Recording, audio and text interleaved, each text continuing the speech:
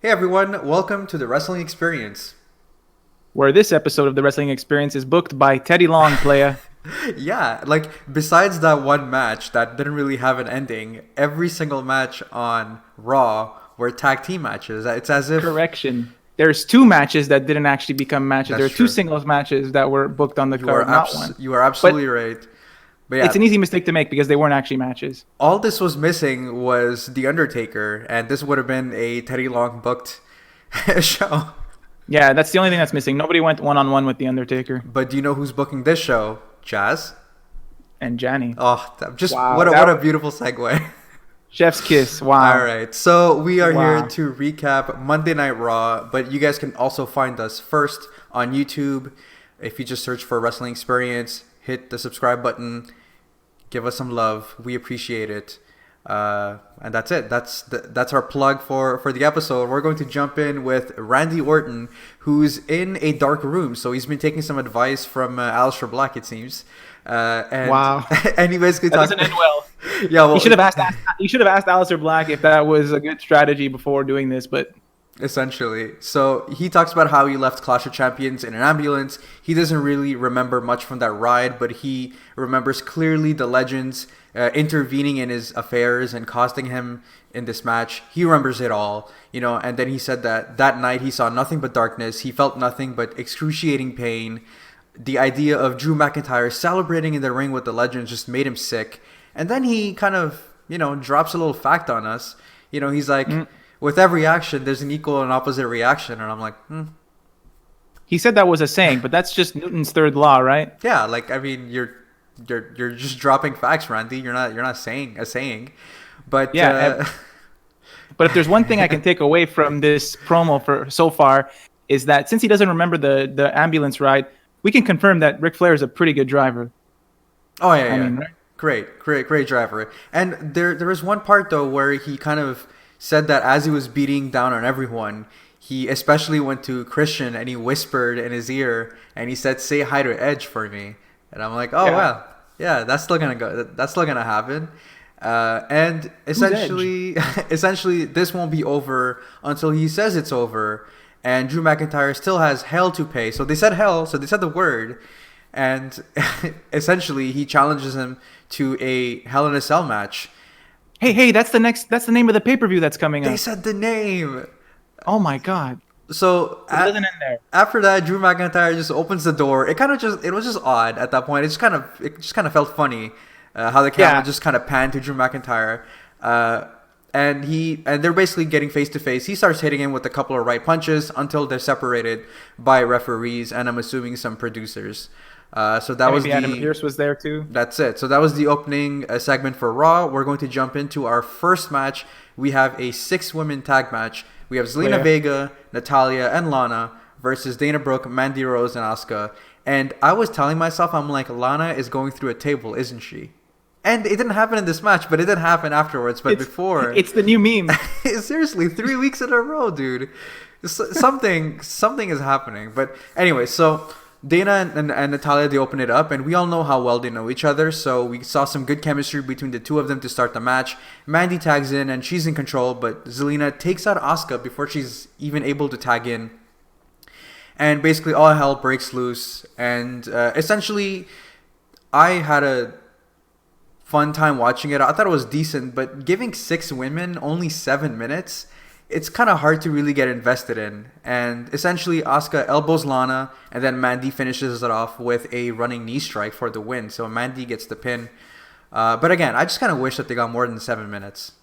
Yeah, not only did I bet that Lana would get put through a table, I also bet that she would get pinned tonight, and You're that right. didn't disappoint at all. Yeah, and so basically after the match, after the faces have left, the heels are kind of tending to Lana, and then out come Shayna and Shania, Shania. and they circle Natalya and Lana, and then they start beating them down. Nia picks up Natalya, but Lana kind of fights her off, protecting her teammate, but only to be taken out with a Samoan drop on the announce table for the 3rd week in a row, as we were talking about. And what a segment to open the show. They don't even, now commentary doesn't even have a table for the entire show. You would think so, but no. So at some point, the table gets replaced. I forget when. At least there is a table, in the main event. Of course, at least the people in commentary were the actual people that were commentating on the show. That's also a plus. So we're going to jump backstage with R-Truth. He's doing a mock draft. Man, what did you think about R-Truth picking Vince McMahon 5th overall? Look, man, I was really nervous watching that because R-Truth just spoiled all of my draft picks for our upcoming draft predictions episode. So I don't really know what to do. I'm scrambling for new ideas here. No, exactly. But yeah, Vince McMahon getting picked is crazy. R-Truth getting drafted to the same brand was also pretty interesting. Little Jimmy getting separated too. It was quite lots sad. of hits there. Yeah, exactly. So in the background, he really doesn't like the Firefly Funhouse either, because like half of the puppets from the Firefly Funhouse were being drafted to different brands. So yeah. That's true. So in the background, we see a Jenner that's mopping backstage. Classic. He kind of gets in the action. Orton? No, it's not Randy Orton, but he does call him Randy Orton. He tries to swing and he misses, but R-Truth like trips on the wet sign and he gets pinned by the ninja that turns out to be Drew Gulak. So we have our new 24/7 champion, and I told myself this is probably not the end of the 24/7 segment. There's a way that R-Truth is going to get it at the end of the night. Let's see if I'm right. Not keep the title for the whole night. He just can't. He simply can't hold the title. He gets it, but he loses it before it's over. Before we go to the next segment, though, they did have a shot of commentary with no table, and I thought Byron Saxton's socks were funny. I wrote that down. Oh, okay. We can move on. I don't know. I just like the design. They were kind of weird looking. All right. Maybe no. I'm looking at the poor man's feet. What's wrong with me? Who knows? Many things. So we're going to go backstage with Apollo, Mustafa Ali, and Ricochet. MVP joins in and he talks about the WWE draft, how your careers can change with the snap of a finger. You know, he talks about Apollo being stuck on SmackDown doing nothing and then moving to Raw and becoming a champion. And he's like, you know what? For one night only, I've got an opening in the Hurt Business. So either one of you three, you guys can kind of join in the Hurt Business. And it doesn't matter if you get drafted, in the red or if you get drafted in the blue. But if you get drafted black and gold, business is moving. And so NXT, basically. You want to be drafted to NXT? Is that what I'm... Yeah, well, Mustafa Ali is looking unsure as they walk away. And we see Ricochet doing the same thing. So they're kind of planting the seed. Nobody's sure of anything right now. Yeah. And can you blame them? They've been getting their asses kicked all week, so all month, literally. So I don't blame them. So we do have our next match. We have Seth Rollins and Murphy versus Humberto Carrillo and Dominic. But first, Seth Rollins, he asks Murphy for the mic. Murphy's kind of reluctant, who's, basically taking his sweet time. And Seth is like, listen, now's not the time. But, Murphy wants to get, something off his chest. And he's like, I've done everything that you wanted me to do, plus more, but the last couple of weeks have been really hard for me. And if you want me to be your disciple, you need to apologize. You need to apologize to Aaliyah. And Seth kind of kicked it up another gear because he snatches the mic away. He starts yelling, and I'm like, he's using his Messiah voice at this point.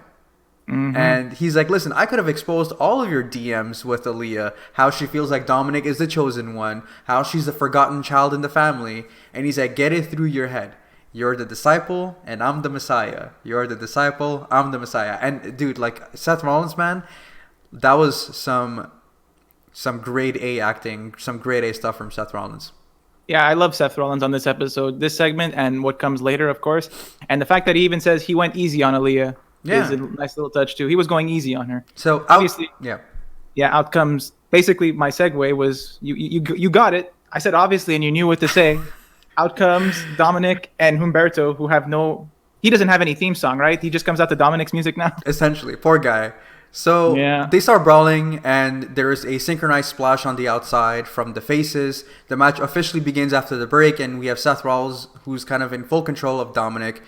Murphy forces himself in the match. He tags himself in, and Seth isn't really happy. Then Seth does the same thing. They're not working well at all. They're not. So basically, the whole story is Seth tags in, Murphy tags in, Seth tags in. At one point, Murphy tags in, but Seth Rollins just starts yelling at him. He pulls him back. While this is happening, Humberto tags in, and then he nails both men with a top rope splash.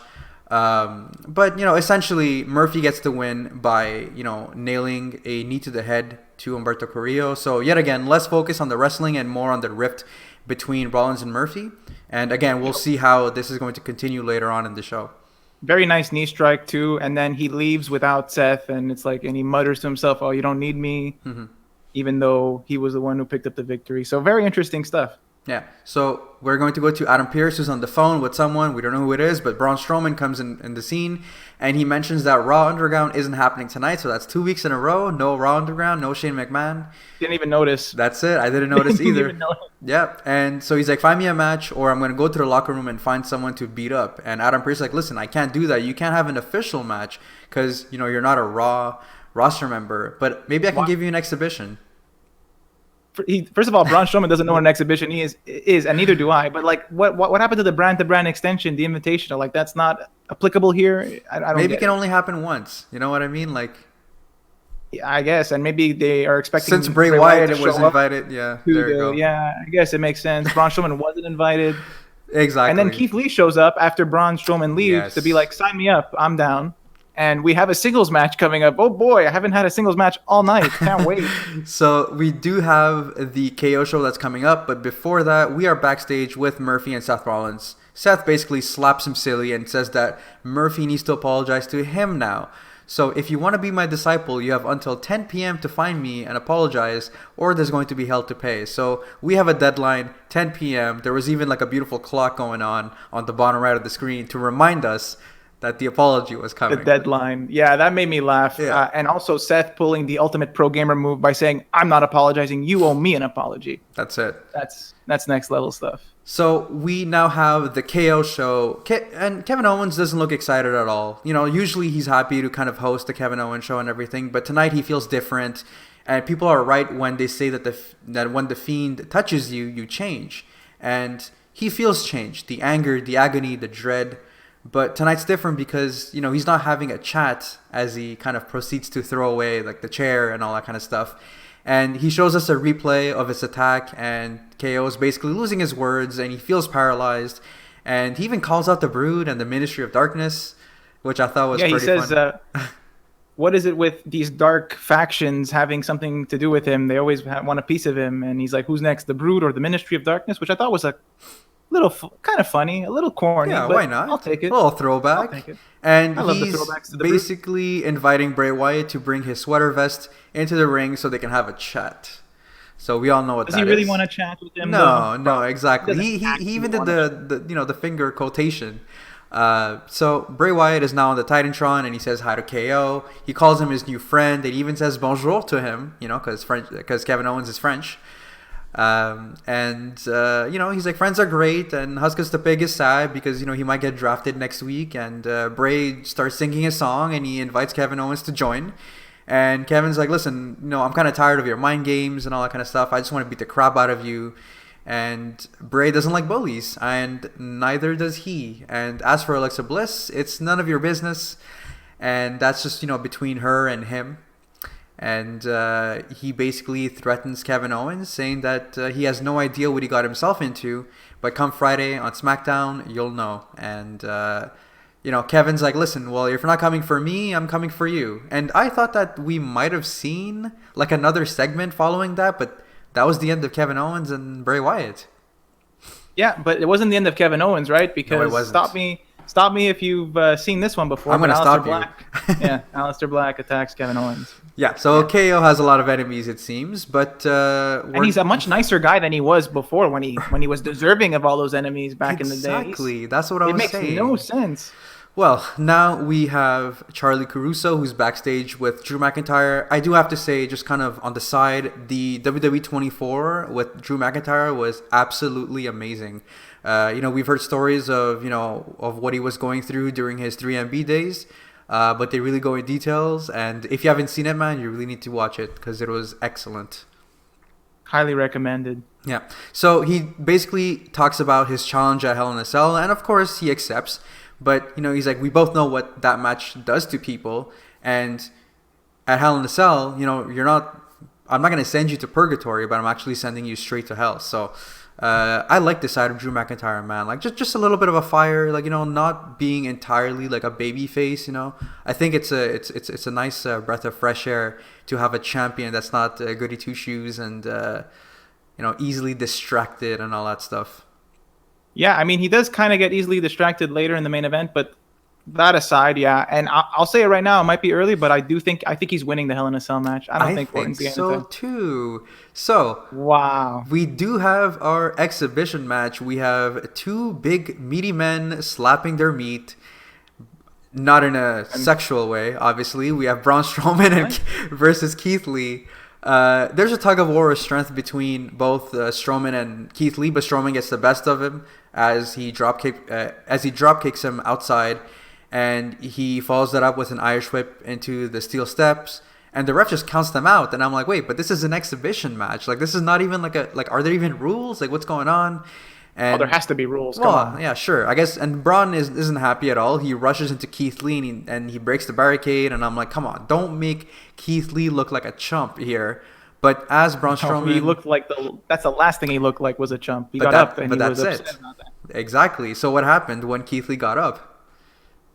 Well, they continued fighting. Eventually, they got up to the stage, despite all the security guys trying to end this. And then they all went tumbling down off the stage, both of them. Keith Lee crashed into him. I believe Tom Phillips said something of like 700 pounds of raw power, raw men just getting crushed. And I think it's safe to say that one of these guys is getting drafted. Probably Braun Strowman, since they've kept him away from SmackDown suspiciously. So maybe Braun Strowman will be one of those draft picks for Raw. I don't see Keith Lee switching, but it could be. I think he would do great on SmackDown either way. So absolutely. So we do have another video vignette of Bianca Belair, and she's the smartest. You got it right. There you go. So not only is she strong, not only is she fast, but she's also a brainiac. So she kind of answers like a bunch of trivia questions, and she's just destroying the competition, and she's looking good while doing it. And that was basically the vignette.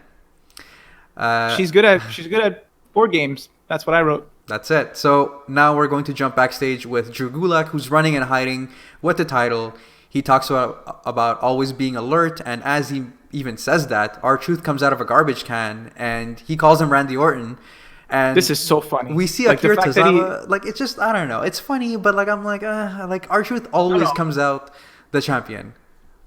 The whole segment, I'm not saying the whole segment was super funny. I'm saying the fact that R-Truth is calling him Randy Orton is funny. Like, just the fact that he throws back to the janitor from last week, that particular line is well executed. Also, Drew Gulak is writing a book about being on alert and whatnot. That's important too. Mm-hmm. And they all fight in the dumpster, and then R-Truth emerges as the champion, right? Yeah, exactly. That's exactly what happened. So we do have a tag team match, Apollo Crews and Ricochet versus Lashley and Shelton Benjamin. But first, I thought it was a 6-man tag match, though. I'm not gonna lie. At first, they all three of them came out. Ali was with Ricochet and Apollo, and obviously MVP was there.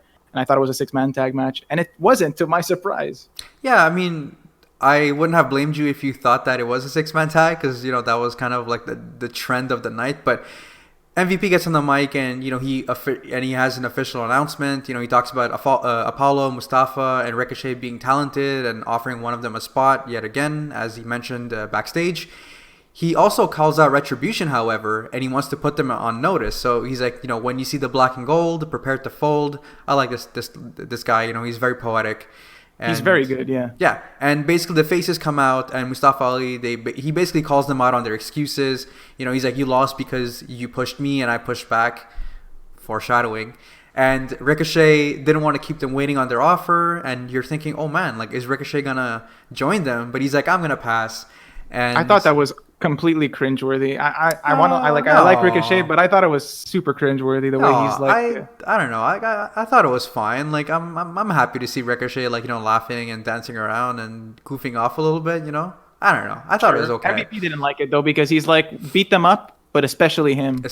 So this match was pretty much a Control-C, Control-V of the numerous weeks that these teams have been fighting. I'm not saying that it's a bad match, but if you watch our previous Raw episodes, you'll know exactly what it was all about, right?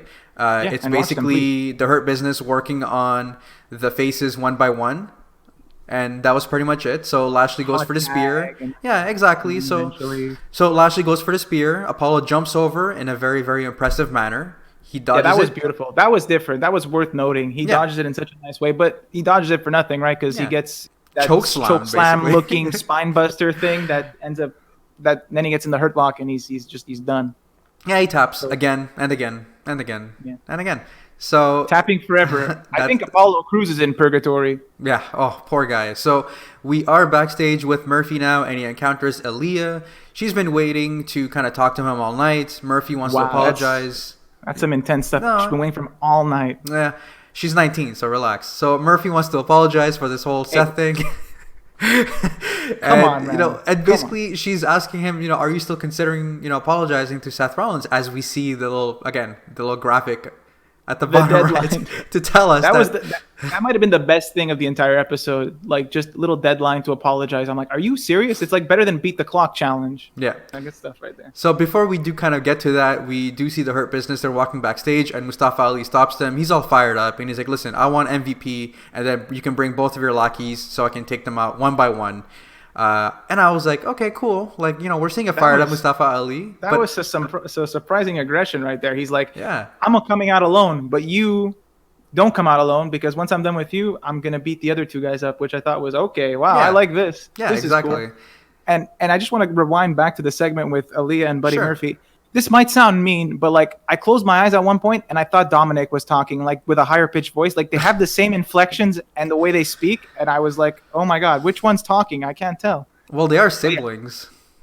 Yeah, basically all this to say, I 100% believe that they're siblings. So Seth Rollins, you're going to have to do better if you think that you can make us believe that Rey Mysterio is not the father here. they're too similar. Fair point. So we are back in the ring. You mentioned Seth Rollins, and he's waiting for the apology as the deadline is looming.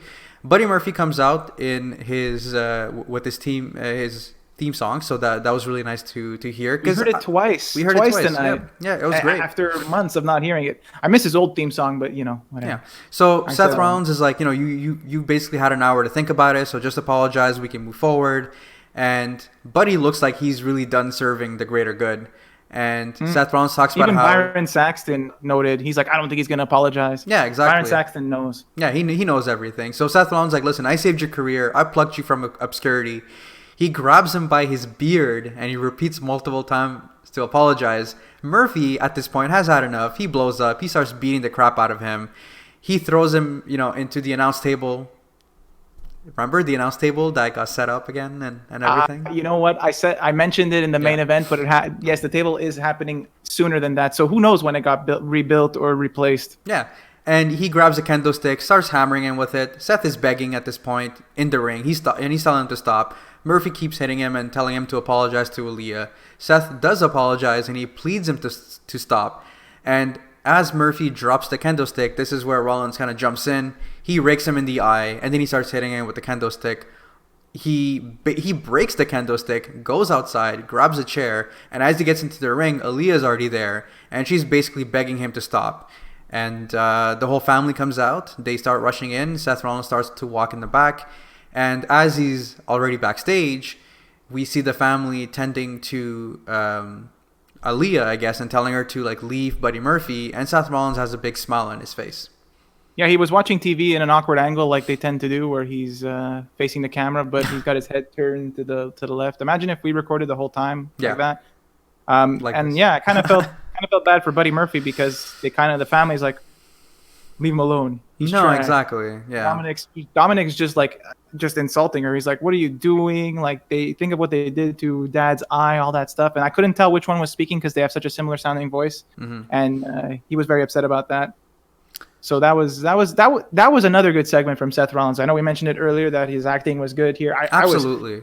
I was totally on board. I'm like, what a scumbag. He's just apologizing not to get hit by the kendo stick, only to sneak in an eye rake and hit him back when he gets at the first chance he gets. What a piece of crap. What a piece of crap. So we do have I hate him.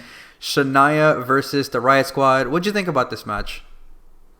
Yeah. I mean, it was not that bad. I was kind of annoyed by Liv's screaming. So here's the basic rundown of the match. Ruby Riot's getting destroyed by both Shayna and her arm is getting destroyed. Her arm is getting messed up by Shayna specifically, and Ruby's able to get the hot tag eventually. And meanwhile, Liv is yelling at Shayna because Shayna's taunting her very effectively, and it's getting in her head. And Ruby does get the hot tag, and Liv does have a moment where she is beating them both up and everything, and it's great for a little bit, but it doesn't last very long. And Nia Jax takes over, And eventually, Ruby tags in, and even commentaries like, "Well, what do you mean? She can't even. She's missing an arm. What is she doing?" Said that, yeah. Why would you even tag her? And I'm like, I don't know. It's a tag team match. They gotta try. But it was unfortunately just too much for them to handle, and they could not pick up the win here. Yeah, basically. Ruby just taps. I do want to compliment the finish because I feel like they've been this team, Shania's team, has been having such a great, clever finishes in their matches. Basically, Shayna has Ruby in the clutch, and Liv tries to like break the hold, but Nia Jax picks her up and like just makes her watch Ruby tap out, which was kind of like very, very evil but clever at the same time. And then once Ruby taps, Liv tries to pull Shayna off, but Shayna is not letting go for a while, which I thought was a nice little touch. But yeah, the women's tag team champions are quite dominant here. I don't know who's going to take the titles off of them.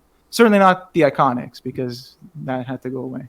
Yeah, I mean, we do have Mandy Rose and Dana Brooke, the way that they're being set up as this powerhouse team. I wouldn't be opposed to that, but stay tuned. They are next, but I don't think they'll win. Yeah. So we do have a quick backstage segment with the Street Profits. They're basically hyping up their 6-man tag later on, and they're kind of honoring the fallen legends from last week. Drew McIntyre comes in and he's all smiles and he's like, "Listen, the smoke is all yours, and I'll take care of Randy Orton." So pretty short and sweet. They also don't need night vision goggles to see Randy Orton. That was an important detail that you should mention. So we do have MVP versus Mustafa Ali, as we were mentioning that, Mustafa Ali did kind of challenge MVP. The match was fine. Ali's in control before MVP invites Lashley and Apollo to come in the ring. And as they do, the lights, they start flickering and we see Retribution come out. And MVP at this point is asking Mustafa Ali if you're going to fight with us. And this is where I was like, oh, this is how Mustafa Ali is going to join the Hurt Business.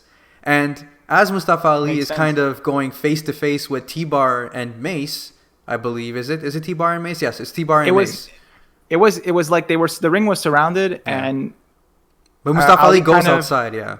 Yeah, he joined them back to back with the Hurt Business to cover all 4 sides of the ring, and then he just like slips out of the ring and he like literally walks up the ramp to T-Bar and Mace, Mace aka the Predator. He looks really cool. Dio Madden is by far the coolest member, I would say, and then he just turns around, smiles, and says, "Get him!" And that was quite the shocking twist. I'm not gonna lie. I can't believe that in 2020 we have we have Sami Zayn as a heel, the ultimate babyface as a heel, and now Mustafa Ali. For me, that was the second ultimate babyface, also turning heel. I think he could pull it off. I mean, he's going to do a great job. He's going to do a great job. This is interesting. Too bad it's not The Miz like my theory at one point, but whatever. So I'll take this. Basically, they beat up the Hurt Business. Basically, and then they just pose menacingly. And now we have our main event segment. We have the 6-man tag. Take it away, man. Just take it away. Yeah, so the entrances were longer than the match. The match was all right. Drew was in there first, and I'm like, why would he ever tag out? Like, never tag him out. He's just so good. He's beating up everybody. Randy Orton is trying to distract him a bit, and that does lead Dolph Ziggler and Rude to like take over. But then it quickly goes to commercial, which after Montez Ford does some showing off, he just like does an amazing dive off the top from to the outside, hitting both Rudolph. I haven't said that in a while, eh? Oh, I missed it. And we come back from commercial, and it's Dawkins taking a beating. He gets the hot tag from Montez. Montez looks amazing and then starts to get a beating. Randy Orton is constantly taunting Drew McIntyre. He's hitting both Street Profits, but not really getting close to Drew, obviously. There's a lot of good stuff that goes on, and eventually Drew gets in, and then we have a nice sequence where everyone kind of does their thing, where they're doing their finisher. Drew McIntyre, I believe, claymores Dolph Ziggler first, after he gets a blind tag on Angelo. And then he's setting up Orton, who's the legal man, who's down in the corner, ready for a Claymore. Rude comes in. They kind of go at it for a little bit, but then he Claymores him almost immediately. And during this time, Randy Orton is able to get up and hit him with the RKO. And this is the first successful RKO he hit, because he had a few attempts earlier in the match on Drew and Angelo, but he was unsuccessful. And this is a clean finish for a 1-2-3. So Randy Orton does pin the champion here. And I should mention, of course, Randy Orton also dropped Montez on the table and on the announcer table earlier in the match, because we did mention how the table was back despite being broken earlier. But other than that, looks like Randy Orton has some momentum going into the Hell in a Cell. Yeah, I mean, like, this story has been told before, where you have the heel that can't seem to beat the face in singles match, so you put them in a tag team match, and then he pins the face, and everyone's like, oh, but he could win. But I thought that the match itself was fine, and overall, so that was our recap for Monday Night Raw. That's how the show ends. Randy Orton is posing, and I have to say though that for a 3-hour episode, this did not feel like a grind. I feel like every segment was entertaining enough. And I've been saying this for the past 2 weeks, and I feel like the constant has been no Raw Underground. That I'm just saying, like, we have less segments, we have longer segments, decent time for most of the matches, except for the 6 women tag match that we got. Most of the other matches were fine, and then the shocking twist of Mustafa Ali being the leader of Retribution, I really did not see this coming. I thought that maybe he was going to join the Hurt Business, and to be quite honest with you, I started a bit sour on Retribution, and now I'm all for it in the sense that, like, they've really, like, they did a 180 for me, and I'm actually excited to see what Mustafa Ali and Retribution are going to do next. That's definitely a very interesting plot point. And I agree with you. Raw did not feel as much of a grind as it usually does, but I wouldn't attribute it to the good matches, because a lot of the matches weren't good or weren't matches. We had a match that basically didn't happen, the countout from Braun Strowman and Keith Lee. Mustafa Ali versus MVP really wasn't a match. It was MVP dominating for like 2 minutes, and then Ali taking over for 2 minutes, and then MVP's like, screw this, let's go beat them up together. And that was it. The tag matches were fine for what they were. The main event in particular, like, it wasn't very long, but they did a lot of good stuff. I mean, I didn't mention it earlier in the recap, but there was also a beautiful frog splash from Ford to Randy Orton that he kicked out of, which was absolutely amazing. That airtime that he gets, man, he seems to fly further and higher than like the previous week, and it's just insane. I'm waiting for the week where he jumps off the turnbuckle but never lands. He just keeps going higher and higher. That's it. That might not happen. But yeah, I did think the match quality wasn't great, but the segments were good and the flow was better. I liked the 24/7 segments, breaking things up, making things entertaining. The tag team match, the women's title, was not much of an exciting match, but the story was great. Seth Rollins was top notch here. I'm very interested in what Buddy Murphy's doing as a face. I'm super interested in Retribution and Ali now. That's very cool. Kevin Owens managed to make me interested in a match that I'm going to see on SmackDown, even though I kind of expect the similar outcome. I don't like that Kevin Owens is getting I feel like he's getting chumped out lately, and I'm just not a fan. He gets beat up by Aleister Black weekly. I feel like it's a running gag, and it's like I feel like I want to see more for that. But the optimist in me is hoping that this leads to a change in Kevin Owens. As you can see, whoever gets touched by the Fiend gets changed. Aleister Black, even we're seeing right now with Alexa Bliss, she's completely changed as well. And Aleister Black get touched by the Fiend? Did that? No, that didn't. That never happened. Aleister Black just got. Oh no! Sorry. That wasn't my dreams. I was like hoping that we would see a feud between Aleister Black and the Fiend. I'm sorry. So this man dreams about wrestling. Please love us. Come on, look at the dedication. It's truly up there. I think that this is a perfect time to sign off and thank our viewers and our listeners. I just wanted to say that the last video that we did for NXT, we got so much love, and it was really, really nice to see. It kind of motivated us to kind of do more and produce more content and everything. So we're really, really excited to for what we're gonna have next. And actually, you guys are going to be able to check out our draft video. It's just basically us predicting maybe like our top 5 picks or something. Maybe a surprise NXT call up, or maybe someone going back to NXT. I think that should also be interesting, and you guys should probably be able to see that either on Wednesday or on Thursday, depending on our schedule. But that's it. Thank you so much for listening. Thank you so much for watching. Make sure to subscribe and leave us a rating and like, just to kind of get the exposure out there. And we'll see you guys in the next one. So tell me more about these dreams you have about the Fiend and Aleister Black. What's going on there? Listen, I'm sorry. I wanted to say Seth Rollins, But I think that like the Fiend like even attacked Seth Rollins. Like, did that happen? But yeah, he did. And I don't know why. That was that was a bunch of matches for a while. So I was going to say Seth Rollins, but remember like for like the past couple of weeks or like a month ago, we were saying like, oh, it would have been great if Aleister Black became the Messiah. Right? Yeah. For whatever reason, like those two thoughts, like they just kind of cross paths, and I'm like, instead of saying Seth Rollins, I said Aleister Black. So no, I don't dream in wrestling, but let's just pretend that I do, so people are going to be like, man, these guys are dedicated. I like it.